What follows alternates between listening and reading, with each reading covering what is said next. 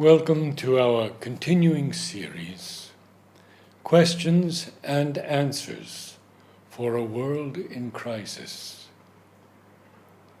Today's subject is modesty, from the mother. Modesty is satisfied with its own charm and does not draw attention to itself. To leap into the new consciousness, the first condition is a mental modesty, sufficient to be convinced that all one thinks one knows is nothing, in comparison with what remains to be learned. All that one has learned externally must only be a foothold, enabling one to rise towards higher knowledge.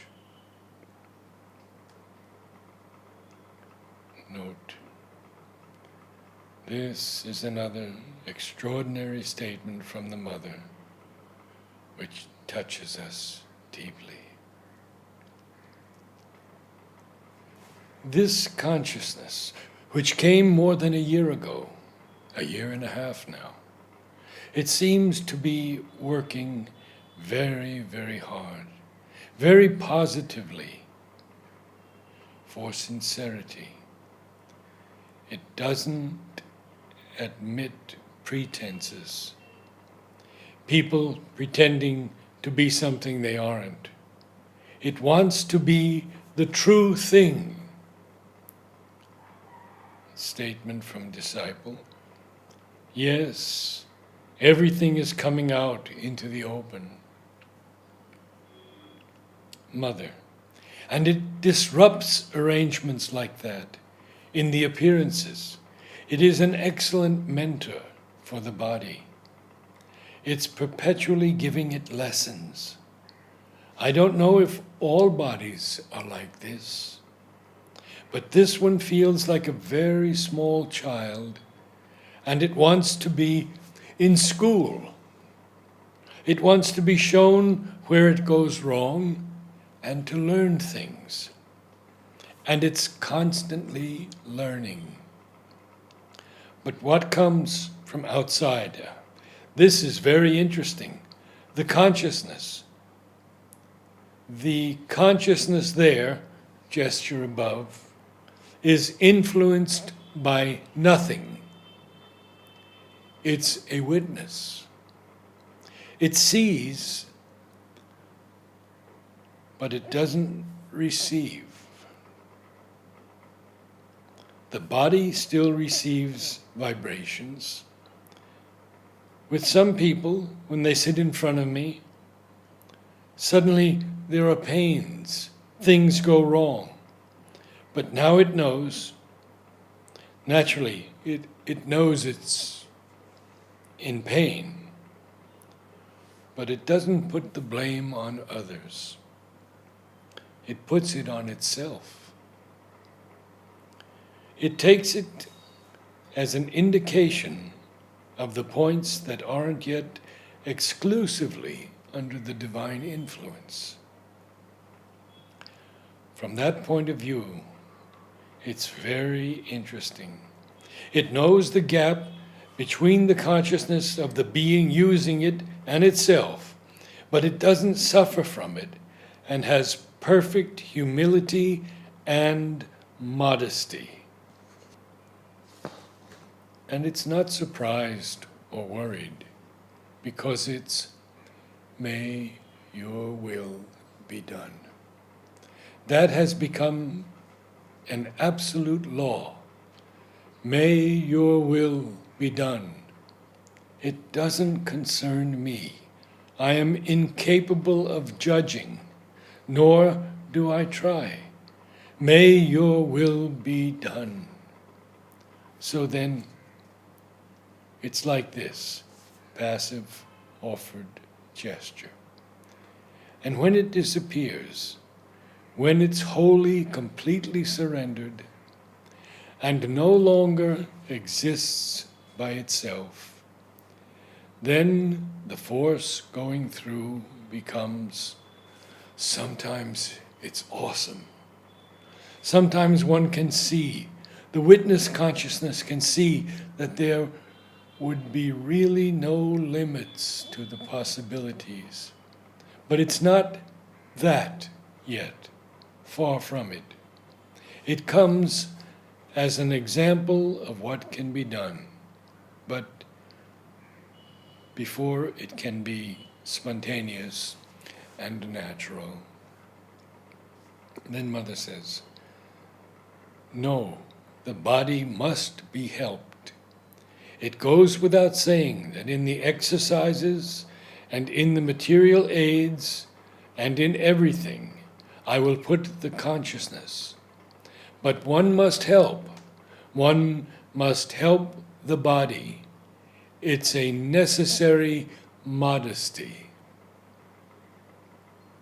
And again, modesty implies the giving up of yourself to the divine wholeheartedly, asking for help, and by submission, winning the freedom and absence of responsibility, which imparts to the mind utter quietness.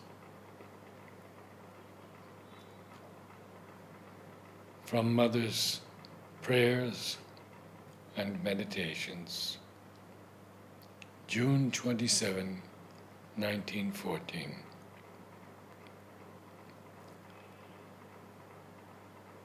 My being is happy with what thou givest it. What thou wantest from it, it will do, without weakness, without vain modesty, and without futile ambition.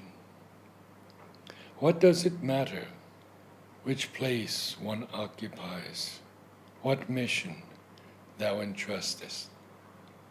Does not all lie in the fact of being entirely thine, as perfectly as one can be, without the least care of any kind? In this deep and steadfast confidence that thy work will be done, and that thou hast created and appointed those who have to accomplish it, why strain one's energy uselessly and want what is already realized? Thou hast given me, O Lord, the sovereign peace of this confidence. Thou hast granted me the incomparable boon of living in thy love, by thy love, of being thy love, evermore and more. And in this love is complete and unchanging beatitude. I address but one prayer to thee, which I know to be granted in advance. Always increase the number of elements, atoms, or universes capable of living integrally in and by thy love.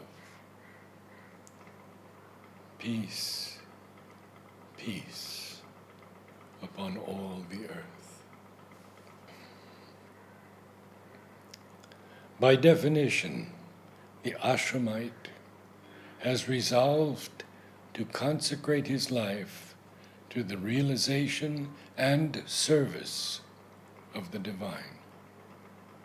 For this, 4 virtues are indispensable, without which progress is uncertain and subject to interruptions and troublesome falls at the first opportunity. sincerity, faithfulness, modesty, and gratitude.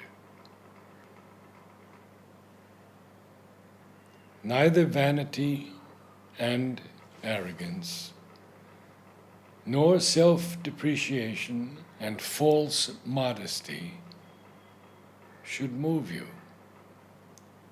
As I said, you must be absolutely impartial and unconcerned. You should be like a mirror that reflects the truth and does not judge.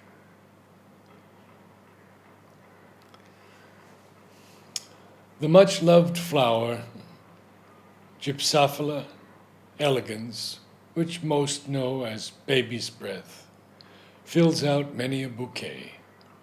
Mother has revealed its significance as modesty of beauty,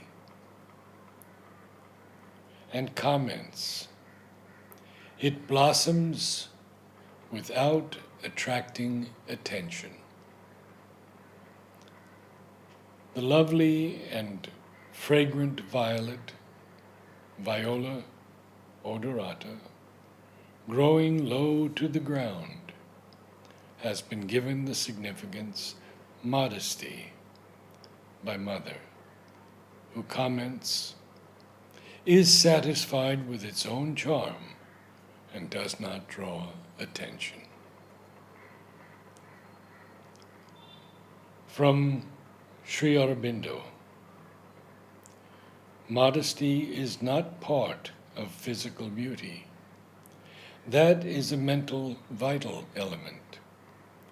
The Deva nature is distinguished by an acme of the sattvic habits and qualities: self-control, sacrifice, the religious habit, cleanness and purity, candor and straightforwardness, truth, calm and self-denial, compassion to all beings, modesty, gentleness, forgiveness, patience, steadfastness, a deep, sweet, and serious freedom from all restlessness, levity, and inconstancy are its native attributes.